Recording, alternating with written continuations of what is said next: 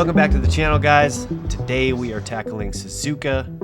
Super fun track. Sometimes feels pretty slippery, but if you get your suspension dialed in, it is a very fun track. So there's a few key sections here that we're going to go over, so stick around and find out how you can lower your Suzuka lap time in just a few easy steps. Let's get to it. Alright, so we're going to try and go through this as quick as possible with all the relevant information so you guys can get back out on track. Coming into this high-speed first corner, it's actually a few corners. It's a really wide sweeping corner. There's a couple different ways you can do it. You can double apex it, or you can try and keep it smooth all the way through, which is what I opt to do. So brake in right before the 50. We'll slow this down a little bit so you guys can get a gauge. Easing onto the brakes, only about 50%. Let the car roll a little bit. Still trail braking, maintaining as much speed as we possibly can. Now we're off of the brakes and we're on the throttle. So that was pretty smooth. You can do it quicker. Somebody can. No, it's back over to the right side. Now, these S's. Let's talk about these S's. As you can see here, we're cutting this first one pretty big. I mean, it looks like we're in the grass right here. We're not, but we're cutting a lot of it. And that's because this next right-hander is important. It's going to set up the entirety of this section. So, 2 tips. Easy on the throttle and easy on the brakes all the way through this section. Just a little bit of trail brake in there, like 10%, you know, and then ease it back on the throttle, trying to maintain that traction. Turn the car in, little tap of the brakes to get the car rotated. Another little tap of the brakes. We're actually going to shift down to second here to get that rotation. Maximum acceleration out of this downhill. Back over to the right to set up this left. Little tap of the brakes, like 5%. Probably didn't even need to do it, but just to be safe, I did. And that's all the way back on the throttle, up the hill.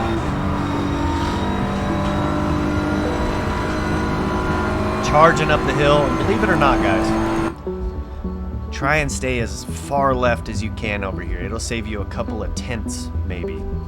You know, maybe more. Coming up to this one,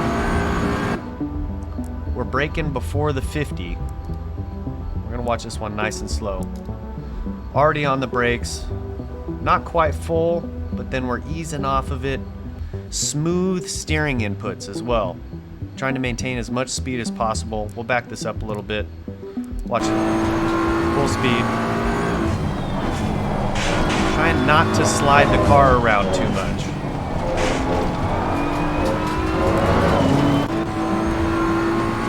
So we'll slow this down again, let you guys take a look. Like I said, the tendency here is to really jerk that wheel to the side to kick the car around, but be nice and easy on your inputs.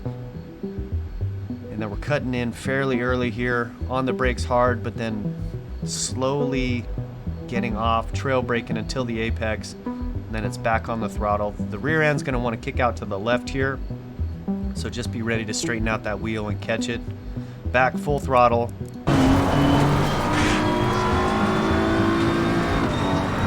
Setting this one up, pretty standard. Stay to the left, cut to the right. As soon as the red and white curb ends, we're hard on the brakes. Let's reverse that for a sec.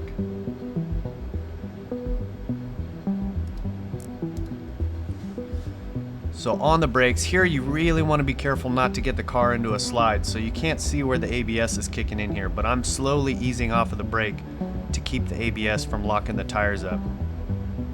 Trail braking until about halfway through the corner, trying to keep those front tires from slipping, and then it's back on throttle. Stay clean to the right if you can. I aim for that green curb, bump it out to the middle a little bit, and then it's back to the right hand side. Now this one, I'm gonna reverse it just a little bit to show you guys.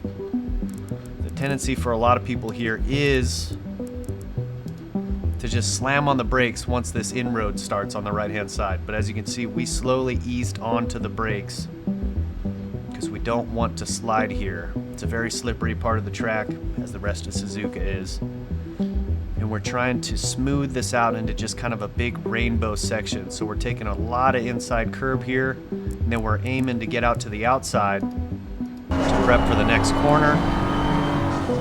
Touch the outside corner, and then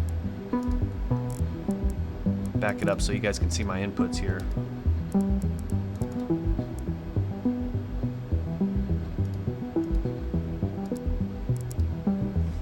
Full throttle, easing off, getting onto the brakes, but just barely dabbing those brakes to slow the car down and get it turned. And then once we start moving in, our focus is to hug that inside white line. And when you'll know you can get full on throttle wide open is when the red and white curbing ends. But your goal should be to start getting onto the throttle before that. So as you can see, we're like 75% here, and then we're at 100% by the time we get past the red and white curb.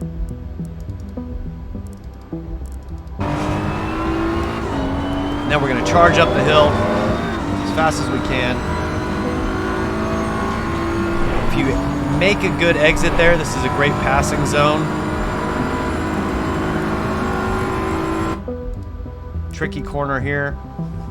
Easing off of the throttle all the way for just a second, letting that front end dip to grab traction, and then we're turning in.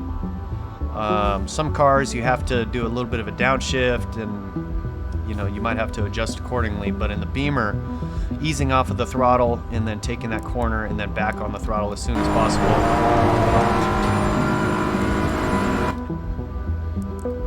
Back this up a sec. Very easy to brake too late for this corner. As you can see, we're easing onto the brakes well before the 100, probably 20 meters before the 100 board.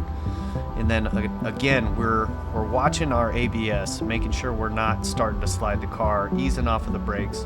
But there's quite a bit of grip here, so you should be able to just hold the brakes flat. Downshifting into second. You can go down into first. I did first for a second here, just to get that car rotated. We're taking a whole bunch of curb here, a lot of curb. Don't take too much. We're probably right on the edge here. But the goal is to keep the car to the right-hand side here so that this left-hand turn into the straightaway is opened up. And it's super easy in this left-hander to lose control of the car, to unsettle the car, and that makes accelerating out of this corner especially difficult.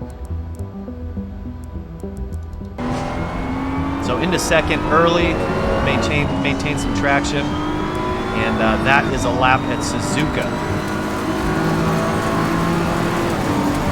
Good enough for a 2-minute flat.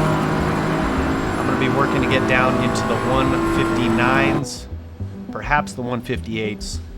Let me know in the comments what track you want me to cover next, and if you are able to improve at Suzuka, be sure to let me know on Twitter, NML_racing, and we will see you guys very soon. Peace.